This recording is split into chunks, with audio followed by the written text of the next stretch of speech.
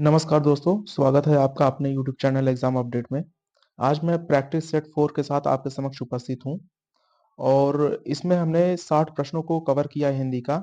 इसके बाद जो 5वां वीडियो प्राप्त होगा वो प्रैक्टिस सेट का सबसे आखिरी वीडियो होगा।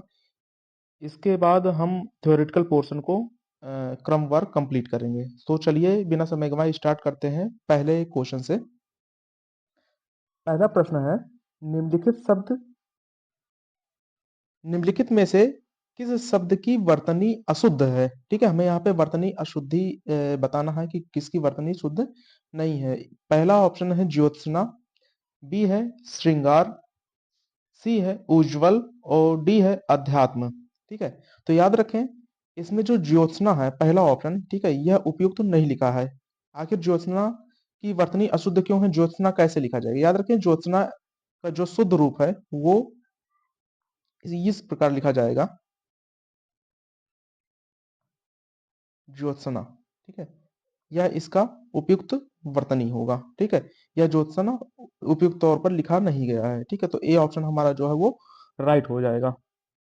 दूसरा प्रश्न देखते हैं, दिए गए विकल्पों में से शुद्ध वर्तनी वाला शब्द छांटिए। हमें यहाँ पे शुद्ध वर्तनी वाला शब्द छांटना है।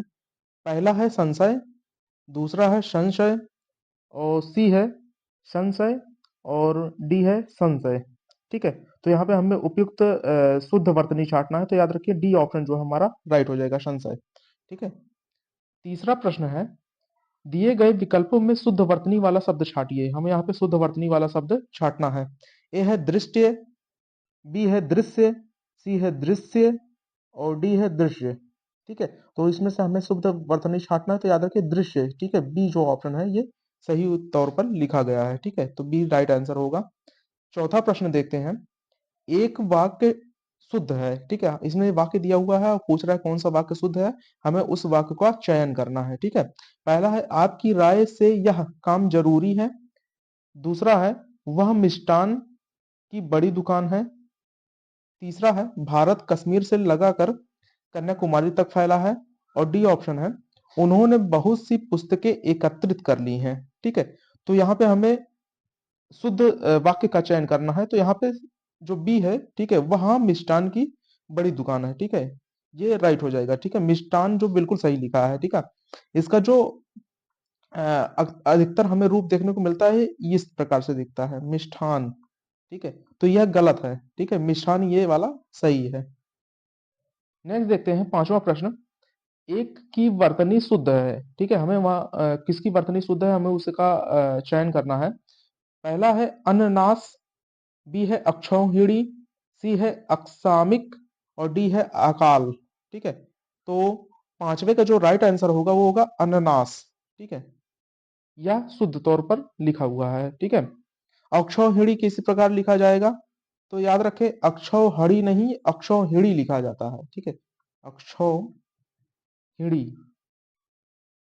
ठीक है, अक्षौहिणी इस प्रकार से लिखा जाता है, अक्षौहिणी। ठीक है, और अकाल जो है, अकाल नहीं ये होता है अकाल। ठीक है, ये क्या होता है? अकाल। यह इसका उपयुक्त रूप है। आकस्मिक किस प्रकार से लिखा जाएगा? याद रखें आकस्मिक का जो शुद्ध रूप है वो होगा आकस्मिक। ठीक है, इस प्रकार से ये आकस्मिक का शुद्ध रूप है, ये अकाल का शुद्ध रूप है और ये अक्षौहिणी ये शुद्ध रूप है। ठीक है, तो इसमें से हमारा ए ऑप्शन जो है पांचवे का वो सही हो जाएगा। नेक्स्ट देखते हैं छठा प्रश्न, आपने क्या कहा सो मैंने नहीं सुना। ठीक है, आपने क्या कहा सो मैंने नहीं सुना वाक्य में अपेक्षित है। पहला है एक प्रश्नवाचक चिन्ह एक पूर्ण विराम, दूसरा है एक अल्प विराम एक पूर्ण विराम, तीसरा है एक पूर्ण विराम और चौथा है एक प्रश्नवाचक चिन्ह। ठीक है, तो इसमें से क्या चीज उपयुक्त तो इसमें क्या अपेक्षित है, अर्थात इसमें क्या होना चाहिए था? ठीक है, तो इसमें जो है एक अल्प विराम होना चाहिए और एक पूर्ण विराम होना चाहिए। ठीक है, आपने क्या कहा यहाँ पे होना चाहिए कॉमा। ठीक है, अल्प विराम और इसके सो मैंने नहीं सुना और यहाँ पे मैंने नहीं सुना इसके पश्चात होना चाहिए पूर्ण विराम। ठीक है, यहाँ पे होना चाहिए पूर्ण विराम। तो हमारा जो बी ऑप्शन है, ठीक है, यह सही है। नेक्स्ट देखते हैं सातवां क्वेश्चन, निम्नलिखित वाक्यों में शुद्ध है, ठीक है, हमें यहाँ से शुद्ध शब्द का चयन करना है, ठीक है, शुद्ध वाक्य का चयन करना है। मैं आपका दर्शन करने आया हूं, मेरे लिए ठंडी बर्फ और गर्म आग लाओ, शब्द केवल संकेत मात्र है, और चौथा है मैं आप पर श्रद्धा रखता हूं, ठीक है। तो यहाँ पे हमें शुद्ध वाक्य का चयन करना है, तो याद रखिए इसमें से जो डी ऑप्शन है, ठीक है, यह शुद्ध लिखा, मैं आप पर श्रद्धा रखता हूं, ठीक है। अच्छा, पहले में क्या अशुद्धि है, मैं आपका दर्शन करने नहीं, मैं आपके दर्शन करने आया हूं, यहाँ पे होना चाहिए आपके, ठीक है, आपके दर्शन करने आया हूं। मेरे लिए ठंडी बर्फ और गर्म पानी लाओ, ठीक है, यहाँ पे क्या त्रुटि है, यहाँ शब्द संकेत मात्र है, ठीक है। तो याद रखें यहाँ पे होना चाहिए मेरे लिए बर्फ और आग लाओ, ठीक है, क्या होना चाहिए, मेरे लिए बर्फ और आग लाओ, बर्फ और आग लाओ, ठीक है, या इसका उपयुक्त रूप होगा, ठीक है। शब्द केवल संकेत मात्र है, ठीक है, इसका क्या होना है, शब्द संकेत केवल नहीं, ठीक है, यहाँ पे होना चाहिए शब्द संकेत मात्र है, शब्द संकेत मात्र है, ठीक है। यहाँ पे मात्र जब लग गया तो केवल की आवश्यकता ही नहीं है, तो इस प्रकार से हम जानते हैं कि हमारा कौन सा ऑप्शन सही होगा, डी ऑप्शन जो हमारा वो सही होगा। आठवां प्रश्न देते हैं, दिए गए विकल्पों में ऐषणा का समानार्थी शब्द है, ठीक है, यहाँ पे हमें पर्यायवाची पूछा जा रहा है। ए है अभिलाषा, बी है लालच, सी है प्यार और डी है लोभ। तो याद रखें आठवें का जो है बी, यानी कि लालच, ऐषणा मतलब होता है लालच, ठीक है, सॉरी सॉरी सॉरी, ऐषणा माने होता है अभिलाषा, ठीक है, ठीक है। तो दिए गए विकल्पों में ऐषणा शब्द का समानार्थी शब्द क्या होगा, अभिलाषा होगा, ए ऑप्शन जो हमारा वो सही हो जाएगा, ठीक है। नौवां प्रश्न देखते हैं, दिए गए विकल्पों में से कौन सा अतुल का समानार्थी शब्द नहीं है, ठीक है, अतुल का समानार्थी शब्द कौन सा नहीं है, हमें यह बताना है। ए है अनुपम, बी है अनल, सी है अनोखा और डी है अपूर्व। तो याद रखिए अनल जो होता है, ठीक है, अनल पावक दहन ये होता है अग्नि का, ठीक है, अग्नि का पर्यायवाची होता है, अतुल का नहीं, ठीक है। तो हमारा जो है बी राइट आंसर हो जाएगा, ठीक है। 10वां प्रश्न देखते हैं, अधोलिखित में कौन सा एक घर का पर्यायवाची है, हमें यहाँ पे घर का पर्यायवाची बताना है। ए है अयन, बी है चयन, सी है मयन और डी है घरन। तो याद रखें जो 10वें का होगा ए ऑप्शन जो हमारा सही हो जाएगा, अयन, ठीक है, घर का पर्यायवाची अयन है। इसके अलावा और कौन कौन से पर्यायवाची होते हैं घर के, तो याद रखें घर के जो पर्यायवाची होते हैं जैसे गृह, ठीक है, गेह, इसके अलावा निकेतन, ठीक है, निकेतन होता है, भवन, सदन, आगार, ठीक है, आगार होता है, आयतन भी होता है घर का पर्यायवाची, आयतन, ठीक है। साथ ही साथ आवास, निलय, निलय, ठीक है, निलय भी पूछा जाता है, ठीक है, धाम, धाम, ये सभी किसके पर्यायवाची हैं, ये सभी घर के पर्यायवाची हैं, ठीक है। तो इन्हें हमें याद रखना है। नेक्स्ट देखते हैं 11वां प्रश्न, उसकी शिकायत पूर्णतया सही थी, रेखांकित शब्द का समानार्थी शब्द है, ठीक है। पहला है प्रति अक्षर, बी है प्रक्षर, सी है अक्षरशा और डी है प्रतिशब्द, ठीक है। तो 11वें का जो सी ऑप्शन होगा अक्षरशा, ठीक है, यह सही ऑप्शन होगा, ठीक है।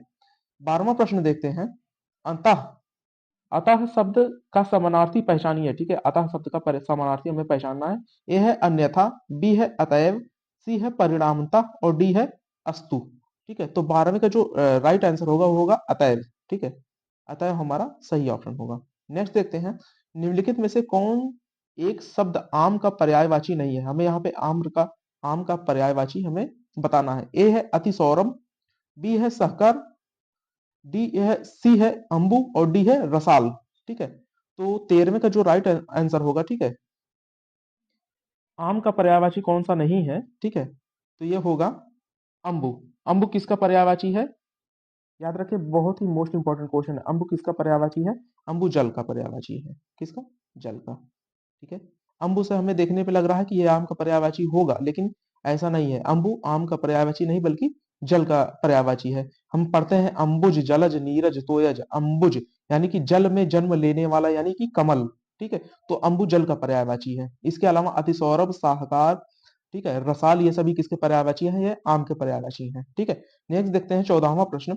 भिन्नार्थक शब्द का चयन कीजिए। हमें यहाँ पे भिन्न शब्द का चयन करना है। ए है पावक, बी है अनिल, सी है अनल और डी है कृषाणु, ठीक है। तो यहाँ पे कौन भिन्न है? याद रखें 14वें का जो अनिल है, ठीक है, ये भिन्न है, ठीक है। अनल, पावक, कृषाणु ये सभी किसके पर्यायवाची हैं? आग के पर्यायवाची हैं। जबकि अनिल किसका पर्यायवाची है? अनिल हवा का पर्यायवाची है। किसका है पर्यायवाची? है हवा का, ठीक है। तो हमारा जो बी ऑप्शन है वो राइट होगा, ठीक है। 15वां प्रश्न देखते हैं। नीचे दिए गए शब्दों में से कौन सा शब्द अग्नि का पर्याय नहीं है? ठीक है। ए है कृषाणु, बी है अनिल, सी है हुतासन और डी है वहिनी, ठीक है। तो याद रखें इसमें जो अनिल है, ठीक है, ये अग्नि का पर्यायवाची नहीं। अनिल अभी हमने देखा किसका पर्यायवाची था? हवा का पर्यायवाची था, ठीक है। तो हमारा बी ऑप्शन जो है वो सही हो जाएगा। नेक्स्ट देखते हैं 16वां प्रश्न। 16वां प्रश्न, आविर्भाव का समानार्थी क्या है? ठीक है, आविर्भाव का हमें समानार्थी बताना है। यह है विश्लेषण, बी है अवतरण, सी है रूपगत और डी है संप्रदाय, ठीक है। तो याद रखें आविर्भाव का समानार्थी शब्द क्या है? अवतरण, ठीक है, अवतरण यानी जन्म लेना, ठीक है। तो हमारा बी ऑप्शन जो है वो सही हो जाएगा। 17वां प्रश्न देखते हैं। आसक्ति शब्द का अर्थ है, आसक्ति का अर्थ क्या है? पहला है अनुराग, दूसरा है पिक प्रिय, सी है हुतासन और डी है जन्मदात्री। याद रखें जो आसक्त का मतलब होता है वो होता है अनुराग, ठीक है, अनुराग या प्रेम, ठीक है। तो हमारा ए ऑप्शन जो है 17वें का वो सही हो जाएगा। नेक्स्ट देखते हैं 18वां प्रश्न। भोले बालक ने क्रूर डाकू के कठोर हृदय में कोमल भावना जगा दी, ठीक है। वाक्य में कितने विशेष हैं? हमें यहाँ पे विशेष का चयन करना है, कितने विशेष हैं, ठीक है। ए ऑप्शन है 4, बी है 3, सी है 2 और डी है 6, ठीक है। तो याद रखें इसमें कितने विशेष है हमें ये बताना है, ठीक है। तो याद रखें वाक्य खंड में भोले बालक ने क्रूर डाकू के कठोर हृदय में कोमल भावना जगा दी, इसमें कितने विशेष हैं? पहला पद याद रखें बालक, ठीक है, बालक विशेष है, यानी कि बालक कैसा है? भोला है। तो भोला क्या होगा? ये विशेषण होगा और किसकी विशेषता बताई जा रही है? बालक की विशेषता बताई जा रही है। तो एक हो गया, ठीक है, एक ये हो गया, ठीक है। इसके अलावा डाकू, ठीक है, कैसा डाकू? क्रूर डाकू। क्रूरता क्या है? विशेषण है और किसकी विशेषण है? ये डाकू की विशेषता बतला रहा है, ठीक है। अब कठोर हृदय, ठीक है, कठोर यानी कि हृदय, हृदय भी एक होगा, ठीक है, विशेषण, ठीक है। ये दूसरा हो गया, ये तीसरा हो गया कठोर, ठीक है। कठोर हृदय यानी कि कठोरता क्या है? वो विशेषण है और किसकी विशेषता बतला रहा है? हृदय की विशेषता बतला रहा है, ठीक है। में कोमल भावना यानी कि कैसी भावना? कोमल भावना। याद रखें भावना जो है वो चौथा हमारा विशेष हो गया, ठीक है, जगा दी। तो इस प्रकार से हम जानते हैं कि इसमें 4 विशेष्य हमें दिखाई दे रहे हैं। तो ए ऑप्शन जो हमारा सही हो जाएगा, ठीक है। याद रखिए विशेषण उसे कहते हैं जिसकी जो विशेषता बतलाता है, ठीक है, और जिस चीज की विशेषता बतलाई जाती है उसे विशेष्य कहते हैं। तो उपयुक्त प्रश्न में 4 विशेषण, 4 विशेष्य हमें दिखाई दे रहे हैं, ठीक है। नेक्स्ट देखते हैं 19वां प्रश्न। निम्नलिखित में से कौन सा शब्द विशेष है? हमें यहाँ पे विशेष बतलाना है, ठीक है। तो हमने आपको पहले भी बताया कि जो किसी जिस चीज की विशेषता बतलाई जाए, ठीक है, उसे विशेष कहते हैं, ठीक है। तो पहला ऑप्शन है आसीन, दूसरा ऑप्शन है अग्नि, तीसरा ऑप्शन है मधुर और डी है कर्मठ, ठीक है। तो 19वें का जो राइट आंसर होगा वो बी हो जाएगा, ठीक है, अग्नि, ठीक है, अग्नि। तो हमारा जो बी आंसर, ठीक है, बी जो है वो हमारा राइट आंसर है, क्योंकि जो अग्नि है ये विशेष है, ठीक है।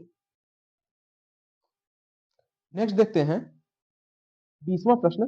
ठंडा पानी ठंड पैदा करता है, इसमें कौन सा शब्द विशेष है? ठीक है। तो 20वें का पहला ऑप्शन है ठंडा, बी है ठंड, सी है पानी और डी है उपयुक्त में से कोई नहीं। याद रखें इसमें हमें किस चीज की विशेषता बतलाई जा रही है? तो हमें यहाँ पे स्पष्ट तौर पर दिख रहा है कि हमें यहाँ पे पानी की विशेषता बतलाई जा रही है, यानी पानी कैसा है?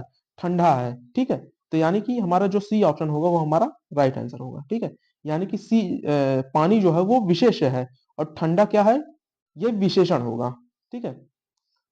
तो 20वें का सी ऑप्शन। 21वां प्रश्न देखते हैं। रमेश की पुस्तक पुरानी है, इस वाक्य में पुस्तक शब्द है क्या? ना पुस्तक शब्द क्या है?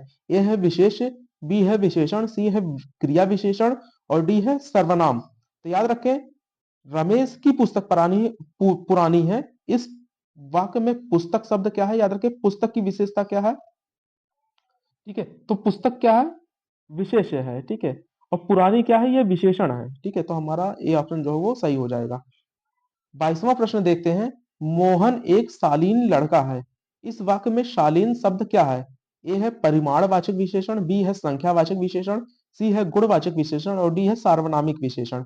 याद रखें, मोहन एक शालीन लड़का है, शालीन क्या है, ठीक है, ये विशेषण होगा, ठीक है, तो कौन सा विशेषण यहाँ पे पूछा गया है, तो याद रखिए ये गुणवाचक विशेषण है, ठीक है, ये मोहन लड़के की विशेषता बतला रहा है, मोहन की विशेषता बतला रहा है कि मोहन किस प्रकार का लड़का है, शालीन लड़का है, उसके चारित्रिक विशेषताएं बतला रहा है, ठीक है, तो ये हो जाएगा गुणवाचक विशेषण। 23वां प्रश्न है, काढ़ा कड़वा है। इस वाक्य में कड़वा किस प्रकार का विशेषण है, ए है गुणवाचक विशेषण, बी है परिमाणवाचक विशेषण, सी है सार्वनामिक विशेषण और डी है संख्यावाचक विशेषण। तो याद रखिए 23वें का जो राइट आंसर होगा वो होगा गुणवाचक विशेषण, ठीक है, ये किसकी विशेषता बता रहा है, काढ़ा की विशेषता बतला रहा है, ठीक है। 24वां प्रश्न देखते हैं, श्रीदेवी के लिए सुवर मिला है। इस वाक्य में सु किस प्रकार का विशेषण है, ए है सार्वनामिक, बी है गुणवाचक विशेषण, सी है परिमाणवाचक विशेषण और डी है संख्यावाचक विशेषण। तो याद रखिए ये कौन सा विशेषण है, गुणवाचक विशेषण है, ठीक है, गुणवाचक विशेषण। तो 25वां प्रश्न देखते हैं, एक रोटी और दो एक रोटी और दो वाक्य में और क्या है, ए है क्रिया विशेषण, बी है विशेषण, सी है संज्ञा और डी है समुच्चय बोधक अवयव, ठीक है, तो 25वें का जो राइट आंसर हो जाएगा, ठीक है, वो होगा बी, ये है विशेषण, ठीक है। याद रखें, संज्ञा और सर्वनाम शब्दों की निश्चित संख्या न बताने वाले विशेषण शब्दों को अनिश्चित संख्यावाचक विशेषण कहते हैं, ठीक है, अनिश्चित संख्यावाचक विशेषण कहते हैं, जैसे कुछ, ठीक है, जैसे कुछ और बहुत, हर एक, प्रत्येक, कई, ठीक है, तो याद रखें ये अनिश्चित संख्यावाची विशेषण है, तो हमारा बी ऑप्शन जो है वो सही हो जाएगा, ठीक है। 26वां प्रश्न देखते हैं, लूट धातु से निर्मित शब्दों में कौन सा शब्द विशेषण है, ठीक है, ए है लूटना, बी है लुटाना, सी है लुटेरा और डी है लुटना। तो याद रखें 26वें का जो हमारा सी ऑप्शन होगा लुटेरा, ठीक है, ये विशेषण बता रहा है, ठीक है, तो सी ऑप्शन जो हमारा सही हो जाएगा। 27वां प्रश्न देखते हैं, कुसुम का विशेषण है, ठीक है, ए है कुसुमता, बी है कुसुमित, सी है कुसुमति और डी है कुसुमलता, ठीक है, तो कुसुम का विशेषण क्या है, तो याद रखें कुसुमित, ठीक है, कुसुमित क्या है, कुसुम का विशेषण है, ठीक है, तो बी ऑप्शन जो हमारा वो सही हो जाएगा। 28वां प्रश्न देखते हैं, संस्कृत से हिंदी में प्रयुक्त मूल शब्द में वर्तमान स्थायी तद्भव रूप तक पहुंचने के मध्य में संस्कृत के अशुद्ध या टूटे फूटे स्वरूप में प्रयुक्त होने वाले शब्द क्या कहलाते हैं, ए है तत्सम, बी है विदेशी, सी है देशज और डी है अर्ध तत्सम। तो याद रखें, ऐसे शब्द क्या कहलाते हैं, ऐसे शब्द कहलाते हैं टूटे फूटे अर्ध तत्सम कहलाते हैं, ठीक है, अर्ध तत्सम। 29वां प्रश्न देखते हैं, निम्नलिखित में से कौन सा शब्द तत्सम है, ठीक है, हमें यहाँ पे तत्सम शब्द का चयन करना है, ए है माँ, बी है मछली, सी है केला और डी है अमूल्य। तो याद रखें, इसमें जो अमूल्य है, ठीक है, अमूल्य, डी ऑप्शन हमारा ये सही हो जाएगा, डी जो है अमूल्य ये तत्सम है, ठीक है, इसके अलावा और जितने भी हैं, ठीक है, ये क्या है, ये तद्भव है, ठीक है, जैसे माँ का जो तत्सम होगा वो क्या होगा, माता, ठीक है, इसका होगा माता। मछली का क्या होगा, मत्स्य, मत्स्य, ठीक है, और केले का क्या होगा, याद रखें केले का होगा कदली, ठीक है, केले का कदली होगा, ये सभी तत्सम है, इसमें अमूल्य जो वो राइट आंसर हो जाएगा। 30वां प्रश्न देखते हैं, निम्न में से कौन सा शब्द तद्भव नहीं है, हमें यहाँ पे तद्भव कौन सा शब्द नहीं है उसे बताना है, ए है तीखा, बी है आदमी, सी है जीव और डी है ढीठ, ठीक है, तो याद रखें इसमें जो आदमी है, ठीक है, ये तद्भव नहीं है, ठीक है, इसमें जो आदमी है, ठीक है, ये तद्भव शब्द नहीं है, या फारसी भाषा का शब्द है, कौन सी भाषा का, फारसी भाषा का शब्द है, याद रखें। ये यानी कि विदेशज शब्द हम कह सकते हैं, इसे क्या कह सकते हैं, विदेशज, विदेशज शब्द, विदेशज शब्द है, ठीक है, याद रखें। नेक्स्ट देखते हैं 31वां प्रश्न, इनमें से तद्भव शब्द का चयन कीजिए। हमें यहाँ से तद्भव शब्द का चयन करना है। ए है आधा, बी है कूप, सी है व्योम और डी है विद्या, ठीक है। तो यहाँ पे तत्सम सॉरी तद्भव शब्द क्या होगा, याद रखें यहाँ पे तद्भव होगा आधा, ठीक है। आधा का जो तद्भव रूप है वो क्या होगा, अर्ध, ठीक है, अर्ध होगा, ठीक है, अर्ध, ठीक है। इसका तत्सम क्या होगा, अर्ध होगा, ठीक है। नेक्स्ट है, कौन सा शब्द तद्भव है, हमें यहाँ पे तद्भव शब्द का चयन करना है। ए है आसरा, बी है अट्टालिका, सी है कृपा और डी है चक्र।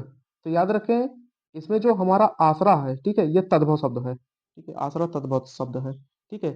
आसरा का तत्सम क्या होगा, आश्रय, याद रखें आसरा का क्या होगा, आश्रय होगा, ठीक है, आश्रय, ठीक है। नेक्स्ट देखते हैं 33वां प्रश्न, अष्ट का तद्भव रूप है। ए है अष्ट, बी है 80, सी है 18 और डी है 8। तो याद रखें अष्ट माने होता है 8, ठीक है। तो हमारा डी ऑप्शन जो है 33वीं का वो सही हो जाएगा। 34वां प्रश्न है, अक्षी का तद्भव शब्द है, ठीक है। अक्षी का तद्भव शब्द क्या है, ए है अक्षर, बी है अक्षा, सी है आंख और डी है आकार। तो याद रखें, तो इसमें सी ऑप्शन जो है हमारा सही हो जाएगा, अक्षी माने होता है आंख, ठीक है। नेक्स्ट देखते हैं 35वां प्रश्न, निम्नलिखित शब्दों में से तद्भव शब्द को पहचानिए। हमें यहाँ पे तद्भव शब्द का चयन करना है। ए है आलस, बी है कुष्ठ, सी है अंधकार और डी है उल्लास। तो 35वें का जो आलस है, ठीक है, ए ऑप्शन जो है वो तद्भव है, ठीक है। इसका होना चाहिए जो तत्सम, इसका जो आलस का तद्भव होगा, ठीक है, इसका होगा आलस से, ठीक है, क्या होगा, आलस से, ठीक है, आलस से होगा इसका। नेक्स्ट देखते हैं 36वां प्रश्न, तद्भव शब्द निर्दिष्ट कीजिए है। यहाँ पे हमें तद्भव शब्द बताना है। ए है आधा, बी है कूप, सी है विद्या और डी है व्योम। याद रखें 36वें का जो राइट आंसर हो जाएगा, इसका तद्भव जो होगा आधा होगा। मैंने आपको पहले बताया आधा का जो तत्सम होगा वो होगा अर्ध, ठीक है, अर्ध होगा, ठीक है। नेक्स्ट देखते हैं 37वां प्रश्न, निम्न में से कौन सा शब्द तत्सम है। यहाँ पे हमें तत्सम शब्द का चुनाव करना है। ए है आलस्य, बी है आम, सी है आग और डी है आसरा।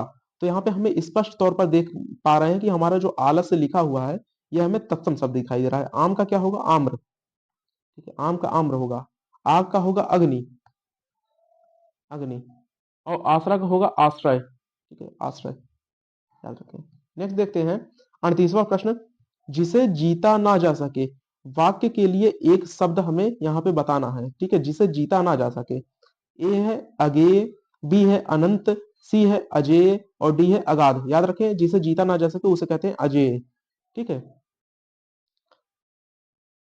39वां प्रश्न है, वह जो स्त्री सूर्य भी ना देख सके, ठीक है, इसके लिए एक शब्द का हमें चयन करना है, ठीक है। तो याद रखें, जो स्त्री सूर्य भी ना देख सके। ए है असूर्य स्पर्शा, बी है असूर्य पश्या, सी है असूर्य दर्शना और डी है असूर्य दृष्टा, ठीक है। तो 39वें का क्या हो जाएगा, असूर्य पश्या, ठीक है, जो स्त्री सूर्य भी ना देख सके उसके लिए बी ऑप्शन जो है राइट हो जाएगा, असूर्य पश्या, ठीक है।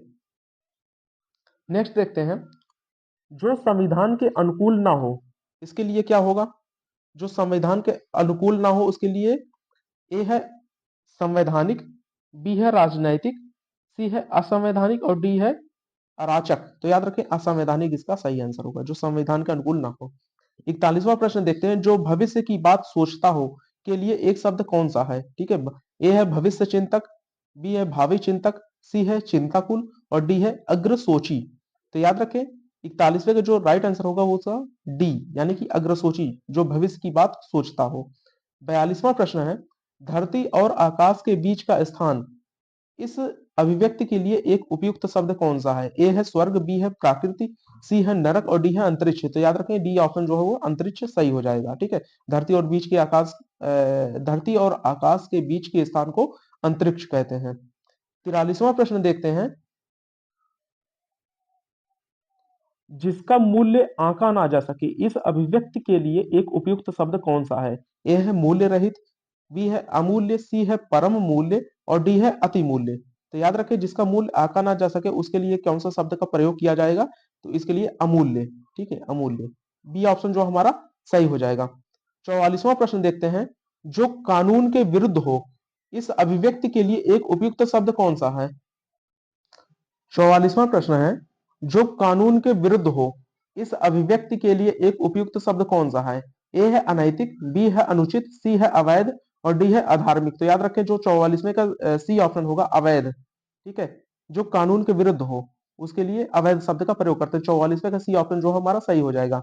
45वां है, जो सदा चला आ रहा है, इस अभिव्यक्ति के लिए एक उपयुक्त शब्द कौन सा है? ए है अनंतिम, बी है निश्चल, सी है अनवरत और डी है अविचल। तो याद रखें 45वें का जो हमारा सी ऑप्शन है अनवरत। ठीक है, जो सदा से चला आ रहा हो, ये सही हो जाएगा। 46वां प्रश्न देखते हैं, जिसका अनुभव किया गया हो के लिए एक शब्द क्या होगा? ए है अनुभाव्य, बी है अनुभवी, सी है अनुभव योग्य और डी है अनुभूत। ठीक है, तो 46वें का जो राइट आंसर होगा वो होगा अनुभूत। ठीक है, जिसका अनुभव किया गया हो। 47वां प्रश्न देखते हैं, जिसका विभाजन नहीं किया जा सके उसके लिए इनमें से उपयुक्त शब्द क्या होगा? ठीक है, जिसका विभाजन ना किया जा सके। ए है अविभाज्य, बी है अविभक्त, सी है अखंड और डी है अखंडित। तो याद रखें इसका होगा अविभाज्य, जिसका विभाजन ना किया जा सके। ये ऑप्शन हमारा सही हो जाएगा। ठीक है, नेक्स्ट देखते हैं, निम्नलिखित प्रश्नों में 4 वाक्य दिए गए हैं, इनमें से 3 वाक्य त्रुटिपूर्ण है, त्रुटि रहित वाक्य का चयन करना है।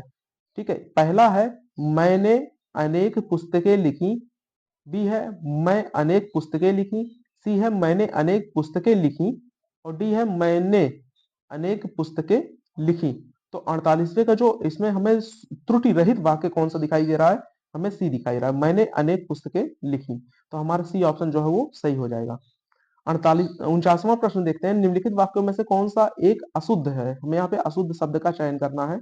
ए है उसने अपने प्राण की बाजी लगा दी, बी है राम सीता और लक्ष्मण वन को गए, सी है उसकी आंखों में आंसू निकल पड़े और डी है आपकी महत्ता से सभी लोग परिचित हैं। ठीक है, तो 49वें का इसमें से हमें बताना है कौन सा वाक्य अशुद्ध है लिखा गया है। तो याद रखिए उसकी आंखों से आंसू निकल पड़े, ये जो है अशुद्ध रूप में लिखा गया है। इसका शुद्ध रूप क्या होगा? उसकी आंख से आंसू निकल पड़े। ठीक है, आंखों से नहीं, आंख से। ठीक है, आंख से आंसू निकल पड़े। ठीक है, याद रखें। तो हमारा सी ऑप्शन जो है वो सही हो जाएगा।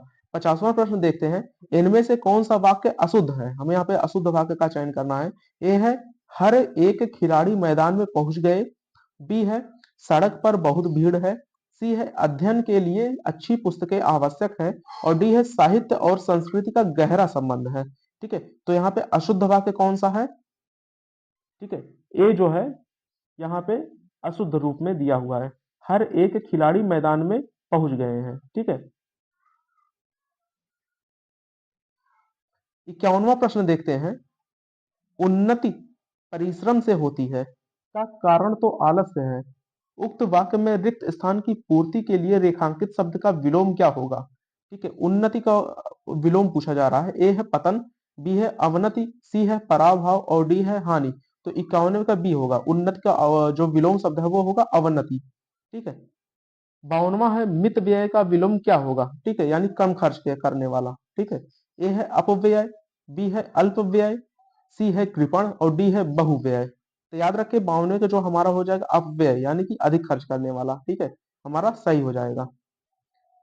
53वां प्रश्न देखते हैं, हमारा भावी जीवन निसंदेह उज्जवल होगा में रेखांकित शब्द का विलोम बताइए। तो भावी का जो विलोम क्या होगा? ए है पूर्व, सी है अतीत, बी है अतीत, सी है भविष्य और डी है वर्तमान। तो 53वें का जो बी है, ठीक है, अतीत। ठीक है, यानी कि जो बीत चुका है। ठीक है, और भावी यानी कि जो आने वाला है। ठीक है, तो अतीत इसका सही उपयुक्त विलोम शब्द होगा। 54वां प्रश्न देखते हैं, बहिरंग का विलोम क्या होगा? ए है सर्वांग, बी है अतरंग, सी है चतुरंग और डी है अभ्यग्य। ठीक है, तो बहिरंग का विलोम क्या शब्द होगा? याद रखें इसका होगा अतरंग। बी ऑप्शन जो हमारा सही हो जाएगा। नेक्स्ट देखते हैं 55वां प्रश्न, निम्न दिए गए विकल्पों में प्रचुर का विलोम शब्द कौन सा होगा? ए है ऊर्ध्व, बी है अल्प, सी है मृदुल और डी है निम्न। तो याद रखें इसमें जो प्रचुर का विलोम शब्द है, ठीक है, 55 का हमारा जो बी ऑप्शन है वो सही हो जाएगा, अल्प। ठीक है, प्रचुर माने कि अच्छी खासी मात्रा में, और डी है यानी कि निम्न मात्रा में। ठीक है, 56वां प्रश्न देखते हैं, प्रसिद्ध का विलोम शब्द क्या है? प्रसिद्ध का ए है वर्तमान, बी है अर्वाचीन, सी है समीचीन और डी है पुराना। ठीक है, प्राचीन का क्या होगा विलोम शब्द, याद रखें। ठीक है, इसका होगा अर्वाचीन, प्राचीन का अर्वाचीन सही होगा। ठीक है, बी ऑप्शन हमारा सही हो जाएगा। 57वां प्रश्न है, निम्नलिखित में से कौन सा शब्द प्रभावी का विलोम है? ठीक है, ए है अप्रभावी, बी है निष्प्रभावी, सी है अप्रयुक्त और डी है प्रभाव शून्य। तो याद रखें, प्रभावी का जो विलोम शब्द होगा वो होगा अप्रयुक्त। ठीक है, अप्रयुक्त होगा, सी ऑप्शन जो हमारा सही हो जाएगा। 58वां प्रश्न देखते हैं, न्यून शब्द का विलोम है। ठीक है, न्यून शब्द का विलोम क्या है? ए है अधिक, बी है नवीन, सी है नवनीत और डी है नगर। याद रखें, तो न्यून का हो जाएगा अधिक। ठीक है, ए जो हमारा सही हो जाएगा। अच्छा, नवनीत किसे कहते हैं? याद रखें, नवनीत माने होता है मक्खन। ठीक है, मक्खन होता है। ठीक है, 59वां प्रश्न देखते हैं, दीर्घायु का विलोम क्या होगा? ए है चिरायु, बी है अल्पायु, सी है नस्वर और डी है क्षणिक। तो याद रखें, दीर्घायु का जो विलोम शब्द होगा अल्पायु। तो बी ऑप्शन हमारा सही हो जाएगा।